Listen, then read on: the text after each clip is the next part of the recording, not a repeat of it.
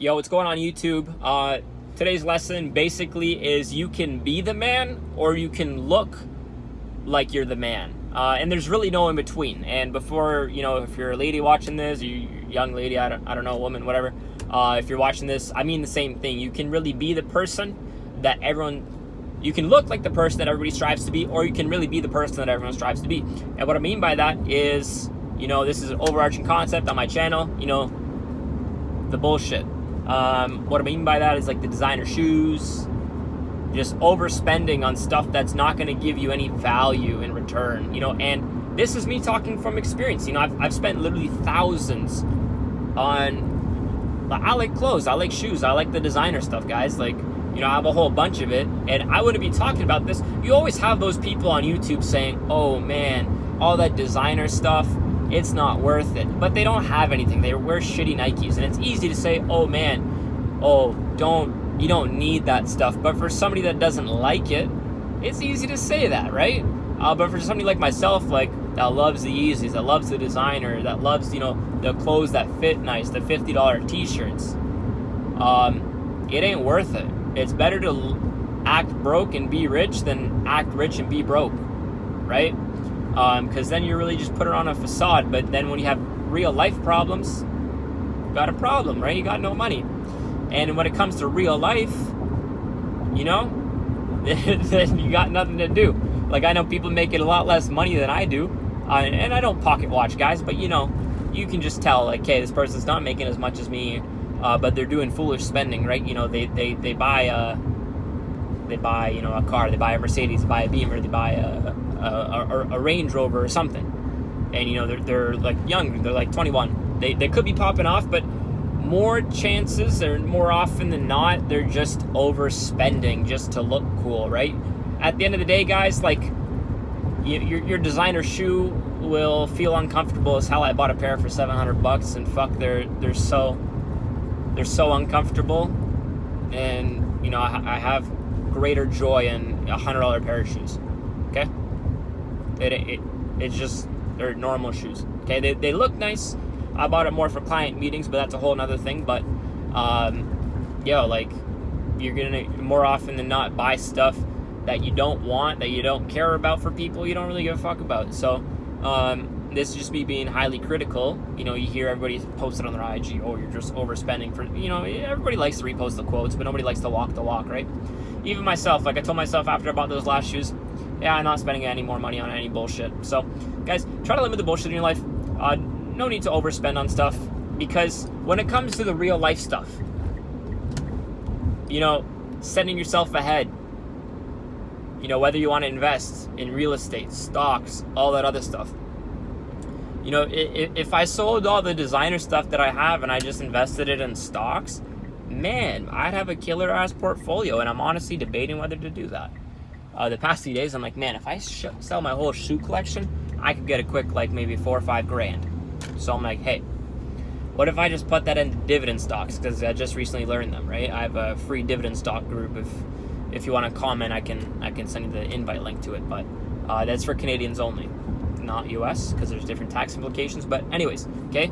Oh, I can just slap that into dividends, right? And it's going to pay me, right? And it's a different mindset, guys. Like, if you look up the future value of money, it's called FVOM. You can type in Google FVOM calculator and see, like, if you spend $500 today on 2% appreciation over like 20 years, like, that's the equivalent of like 10 grand, something like that. Okay, I don't know the exact calculation. I'm not some math wizard, but go on Google, look it up. Don't be lazy, right? But what I'm saying is, your normal car, like, I had car problems, and I'm like, should I just sell this car and just kind of cash out on a nicer car, kind of reward myself, or should I be more disciplined? Like, I'm trying to buy a Tesla Model X, that's like my goal, but I want to buy some real estate before then. My honest goal is like, I want to buy a condo, a rental property. I still got to figure out which makes more sense. I might buy some land and then buy the car. So my goal in my head is like the car, because that's the bullshit. But I know before then I need to buy, not need to, but my plan is to buy the real estate and the land, right? So I don't know. It just helps me having a fun goal and having like a more like serious goal. Because like, yes, real estate's exciting and stuff, but like you can't drive a house, right? And when you go places, you can't, it's just cool. You want to have a cool goal too. So I won't say, like I said in my other videos, truth lies somewhere in the middle. Like, yes, you can drive a piece of shit car for as long as you live, but more times it's unexciting. Sometimes spending a little bit more money pushes you to kind of accelerate yourself within whatever you're doing too. So there's that caveat too. Sometimes people just save too much money. They don't really over extrapolate their goals, but then you have those people that overextend their expenses and they're making a whole lot of money, but like, man, like, they got 3 car leases, they're leasing a penthouse, and I might be making more money than them after the end of the month. Profit, I'm talking profit. And like, this guy looks cool, he's got a couple cars, but my ass is just saving money, and like, hey, I'm making more money. So like, there's got to be a fair middle ground somewhere between there. And I don't know anybody that's doing that, and I don't really pocket watch, but you know what I'm saying. You can have somebody mishandling their expenses and just have somebody that's smart with their money and just doesn't spend too much, saving more than them. And the question is, who's going to get ahead faster? Who would you bet on to invest their money quicker? Right? Somebody that's more disciplined or somebody that's undisciplined that just, sees their bank account as a bottomless pit. So, what I would say is limit the bullshit. I won't say that buying stuff doesn't make you feel good. Typically what I said is like, every time I hit a big monetary goal, I would buy myself something. Just like, if I made 10K, I would buy myself like a nice pair of designer shoes or something. Like obviously I won't break the bank on them, but like, $200 pair of shoes, $300 pair of shoes, cool, I'll buy it. Maybe a little bit more, maybe like 500, right? But at the time I'm like, hey, 10 grand, 500, that's like, what, 5%, right? So that's kind of stupid too, right? 5% of the money I made is on my feet, which doesn't really make sense, right? So since I just reevaluated, I'm like, hey, I kind of accelerated that, so I'm going to slow it down for a bit. I have a savings goal for the next couple months, and now I'm just working to hit it, right? So I still got time in this video. Fuck it, I might as well go through it. I even forgot what the lesson of this one was. Oh yeah, limit the bullshit. Yeah, limiting the bullshit is good, and understanding and knowing what you're working up to and having those set goals really, really, really, really helps. Because guys, I was probably one of the most irresponsible people when it came to spending money, and just buying bullshit and just saying, oh shit, I made a bunch of money, here, and where did it all go type deal, right? So, what I've done is created goals of what I want, and then created savings goals. Like, hey, I want to have X amount in my savings account, and just kind of backwards reverse engineering it type deal, right? So saying, okay, I want to have maybe, 10K saved up, let's just say, for example.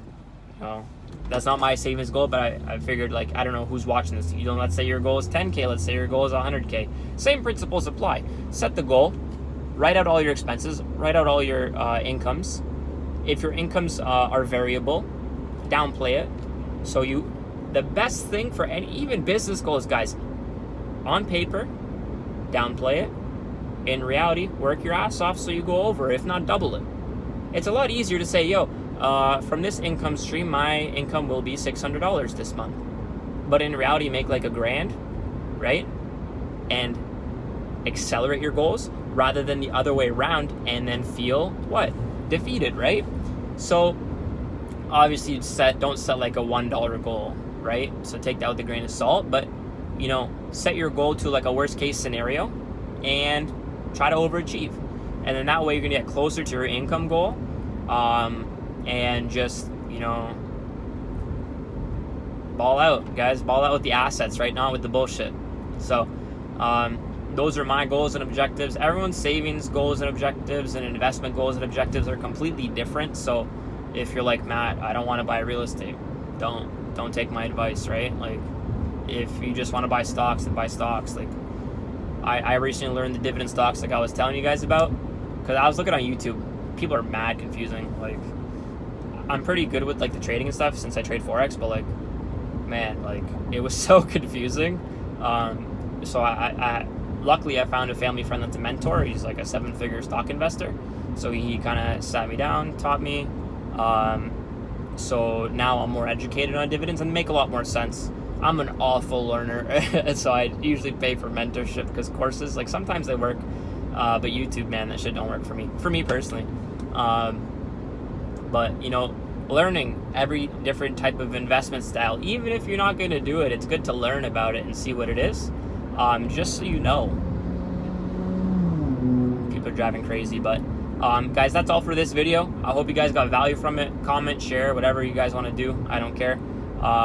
But if you stuck around to the end, that means a lot, because some people just don't have the patience for it. They have no attention span. So, if you made it to the end, kudos to you. And click on my other videos if you want more personal development or advice I've gathered over the years. And have a good one. Peace.